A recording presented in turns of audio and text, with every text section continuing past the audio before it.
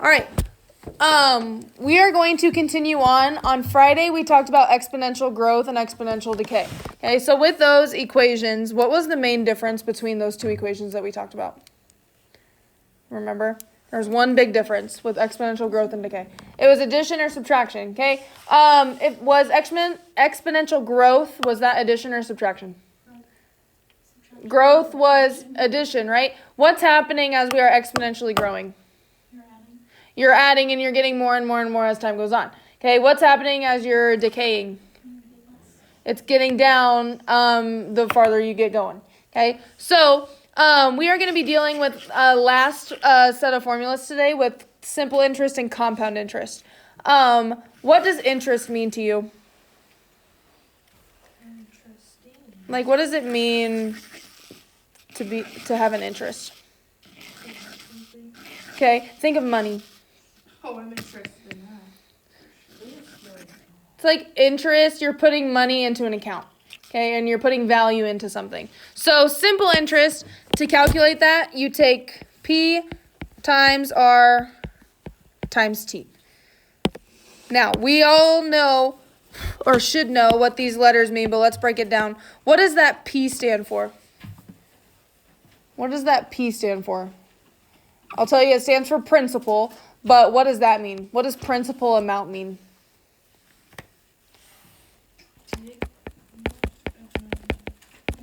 That's our initial amount. What do I mean by initial?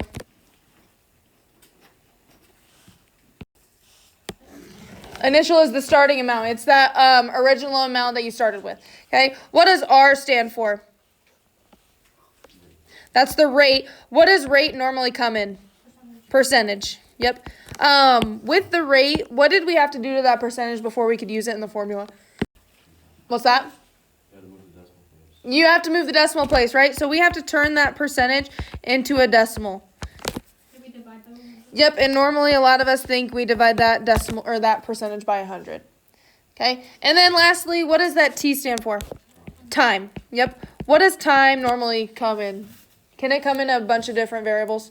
It can come in years, come in months. We even talked about the number of dominoes for time, or the number of floors based on what we did on Friday.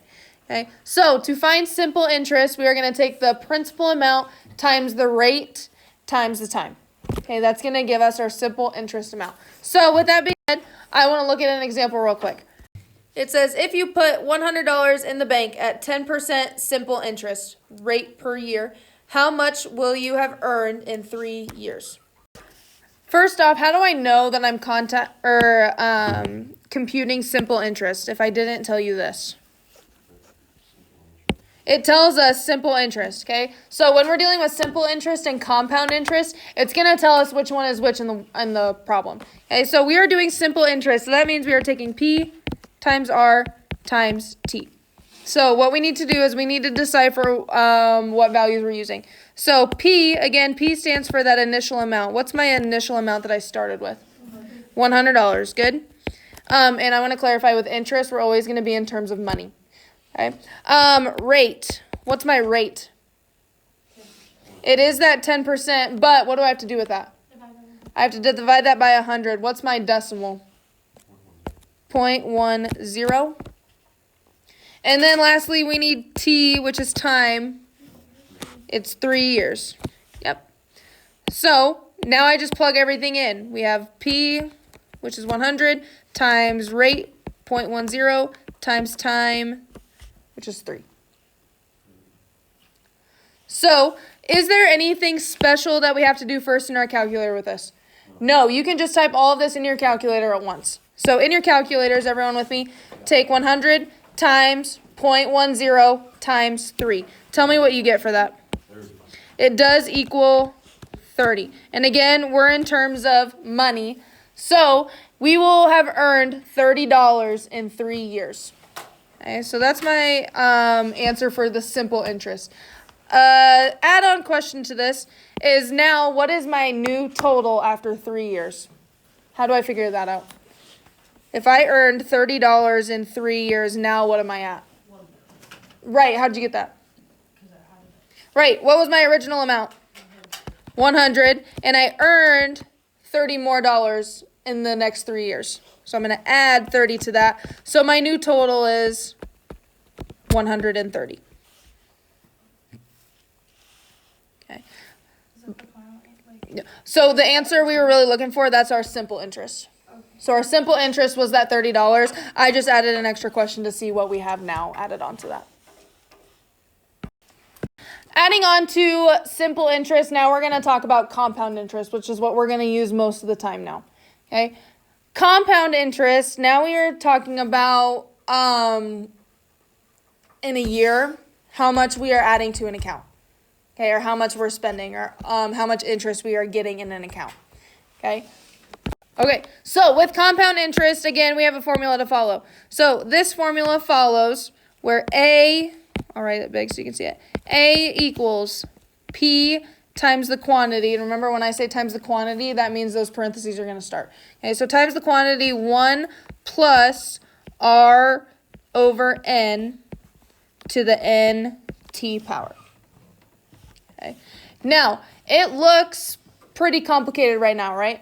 There's a lot more involved. Okay, but does this honestly look pretty similar to what our exponential growth and exponential decay functions were? Yeah. Okay, other than this little fraction in the middle.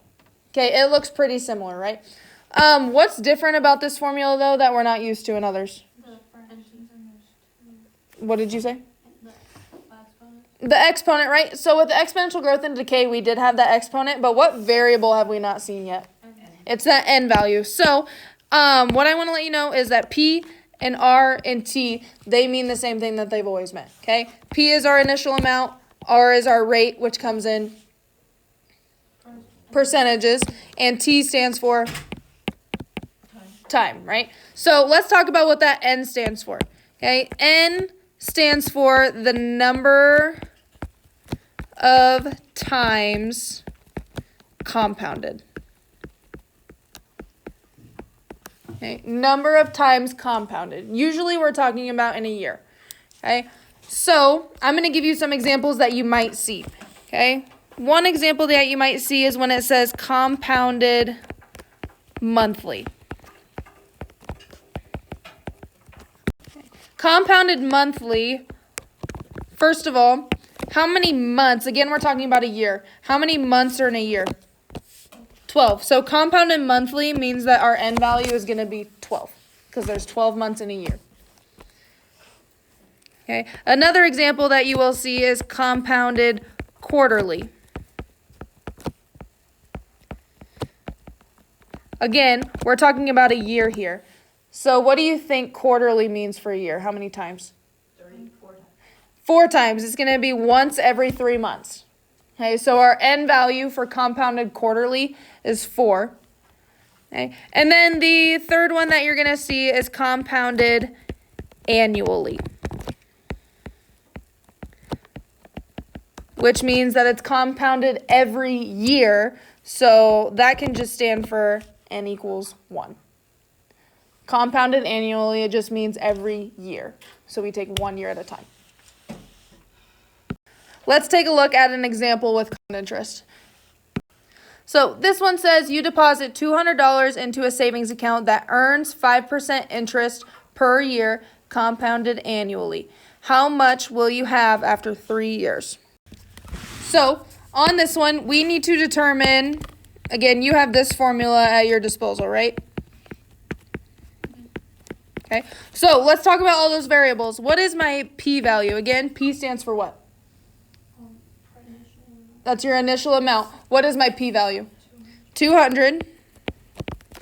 What is my rate? So it's super close. Be careful with this. If you need to double check, what do I do with that percentage every time? Divide by 100. This is actually going to get you 0.05. So we get 0.05. And then N, where do we get N from? Compounded annually. What does that mean? What did I tell you N is if it's compounded annually? 1. Yep, because that means it's compounded each year. So then T, last thing we need is T is time. 3 years. Yep. So, as you can see, this is probably going to get a little complicated, so we have to be careful with what we're plugging in. So, follow along with the steps. We're going to plug in P is 200. And then we have 1 plus rate is 0.05 over n is 1 to the 1 times 3. Okay. Thinking of order of operations, what do I need to simplify first in this equation right here? I need to look at the parentheses first. What can I do inside the parentheses to simplify that, make that look nicer? Add the one. Before that. That's just point out. Right, I should simplify this fraction first. But what's kind of nice about this one? Anything divided by 1 is itself, right? So I can just take that away. And then looking up here, what's 1 times 3 in that exponent? 3. Okay. So now this looks very similar to what our problems looked like on Friday, right? So let's take a look at this. What should I do first here? Add those parentheses together. If I add 1 plus 0.05, I get 1.05 to the third power. Now everyone grab your calculator. I should see this on your paper when you do this today. That step on your paper. From here, we take the rest in our calculator. So what should I do first? What am I doing with that 1.05? 1.05 to the third power. Tell me what you have in your calculator right now. You should have 1.157 blah, blah, blah. Okay. What do I do once I have done the exponent here? Times. Yep, take that times that initial value. So times 200. What do you get for your final value? 231. Now we're in terms of money. Okay, so with money, how many decimal places do we normally round to? For cents, right? We do 2 decimal places. So this should really round to 0.53. Okay, so again, all of these compound interest ones will be in terms of money. So make sure we're rounding to 2 decimal places. Okay. So we will do another example together, but the order of this is very important to make sure you're following, okay? We want to take care of this fraction first, and then we follow what we've been doing with exponential growth and decay. Okay, so I want to look at another example with you. What I want you to do on the top page of this is I want you to write the equation. So it's that A equals P times 1 plus R over N to the NT. Write that at the top of your paper so that you have it. Okay, so looking at number 1, we want to figure out what all of those variables are first. So what is our initial amount? 1,170. What is R? Yep, that 15% turns to 0.15. N. Where do we get N from? 4. It is 4. Where do we get N from, though? Quarterly. It's that compounded quarterly. Yep, quarterly means 4 times a year. And then last thing we need is T is time, which is 2 years. So now we plug it into the formula. So put everything in its place.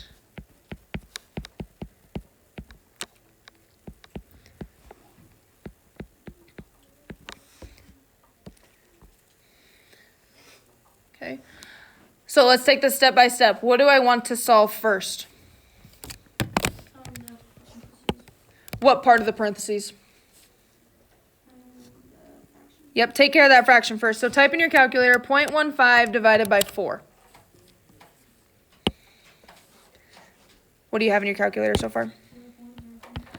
0.0375. Good. What do I want to do with that next after I figure out the fraction?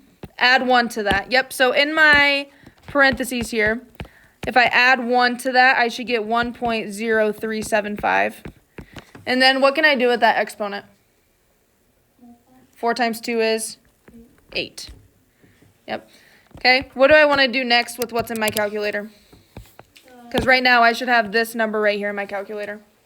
You want to do the parentheses and the exponent. Yep, so take that number to the 8th power. And remember, that means to the 8th power, not times 8. Okay. Someone say what you have in your calculator right now. 1.3424. Yep. Yep, 1.3424, blah, blah, blah, blah, blah. What's the last step here? Because that number is what you just did with this. So what's the last thing? Times I need to take it times. How far do we go? 1.34. Just leave that number in your calculator. So if you're writing it here, that's fine, but leave that whole decimal in your calculator.